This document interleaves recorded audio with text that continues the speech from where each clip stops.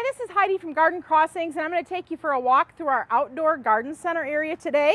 It got really cold last night, below 32 degrees. And when that happens in the garden center, in the outdoor space, we need to do a little protection of the plants. And how we do that is from 2:30 until 8:30, every half hour we ran our sprinklers for about 5 minutes. And you can see what the result ended up with is basically frozen plants. You can just see all the ice just dripping off of them. But by doing that, by getting a nice layer of ice over top of the plants, that helps protect them from the damage from the cold temperatures. So let's take a walk through the outdoor area and see all the pretty ice formations on all the perennials. So as we walk along, I am going to say there are certain perennials that we did take in last night because we knew that no matter what we did to protect them, they would be damaged from the cold. So there certainly are some spaces that we have in this area that are bare because those plants came in last night. So those are plants such as the ornamental grasses, anemone, and Aurelia Sun King, the clematis we covered up. So certainly there are plants that we knew would not even be protected by what we did here by laying a nice coat of ice on them. You can see here, these are the cone flowers. And this is a pretty thick layer of ice. I mean, it was going, like I said, from 2:30 in the morning until 8:30 this morning, every 5 minutes, just to give it this protection. Here we have some of the salvia, and you can see the ice just dripping off of these plants. So later on today, we'll find out if this worked for us.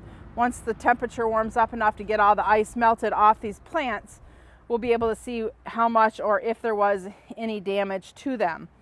We also had this happen about 2 weeks ago, and it wasn't near as cold as what it was last night. And by running the sprinklers, it seemed to do pretty good for most of the plants. The ones that we did notice it didn't do so great on are the ones that we did take in last night. Here's some hollyhocks. I mean, just look at this shimmer of ice on the leaves. We've got some other things in flower, and they too got the nice layer of coating. Here's the delphinium that we showed you in the intro. And these are such a dainty leaf. You can just see all that ice just dripping off of the plants.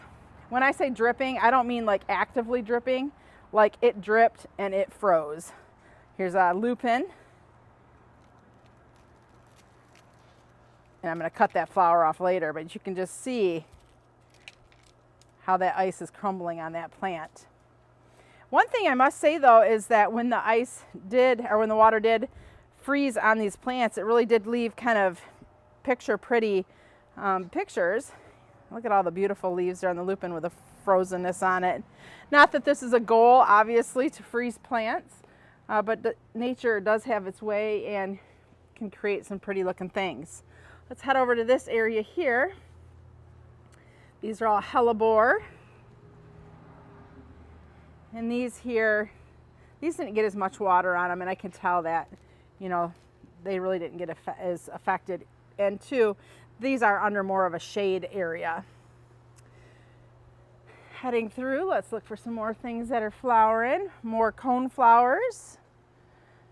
Oh, over here. So this area here isn't as protected because if we look up, you can see that there's not shade cloth all the way to the edge of the greenhouse. So therefore that just allows for more cold to drop in because there's just not that shade barrier.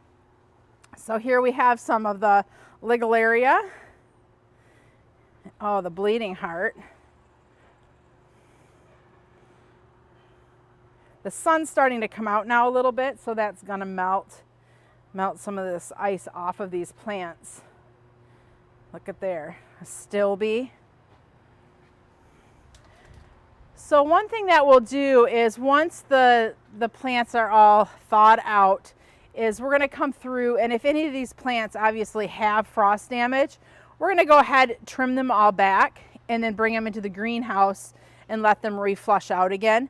So even though there is potentially frost damage that may occur on some of these plants, we're not terribly concerned because we know that giving them good trim back will make them look good again. So one plant that they should have probably taken in last night here is the Bernera.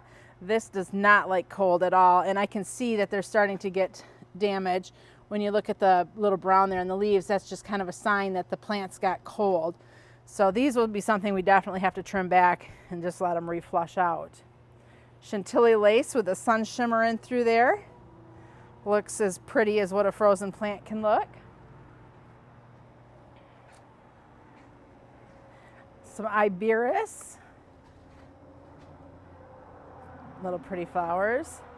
And it almost, you know, like with these Achalesia here, it almost looks like they're just like frozen. Like if they could just stay like that and put them in a vase in your house, it would really kind of be pretty, I have to say.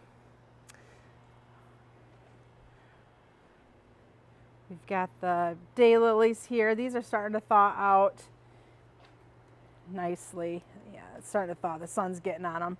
So these should be pretty okay once they thaw out as well. So just a little bit of excitement when you're in the greenhouse business. You have your hot days, you have your cold days, and then you have days that are just totally unexpected, but you always need to be prepared for. And this is definitely one of those days. Over here, I'm going to show you what we did for the clematis. Is we put some frost blanket on, and this frost blanket should keep the temperature underneath of it about 8 degrees, 6 to 8 degrees warmer, so that should help kind of protect them. But listen to this.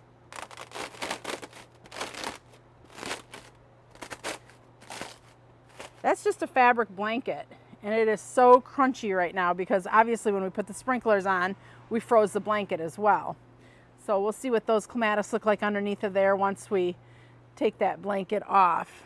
Here's a puddle. Let's see how thick the puddle is. It's not too thick. So it really wasn't, you know, cold for super long. I was thinking, you know, how thick did the puddle get from the cold? But not too bad. I easy poke my finger through. So here are some of the ground covers. These are the ajuga, the feathered friends, along with some of the creeping phlox.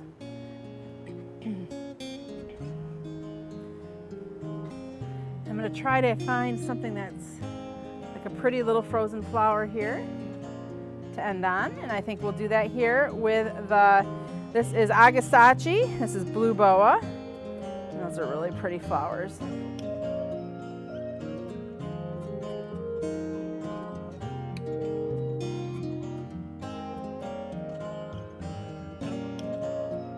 So always being prepared for whatever nature brings you is the name of the game in the greenhouse business. Rain, wind, snow, freezing temperatures, you always need to be prepared. So for those of you who think that life is always just sunshine and flowers, oh, we love it when it is sunshine and flowers, but we do have to be prepared for all things. This is Heidi from Garden Crossings.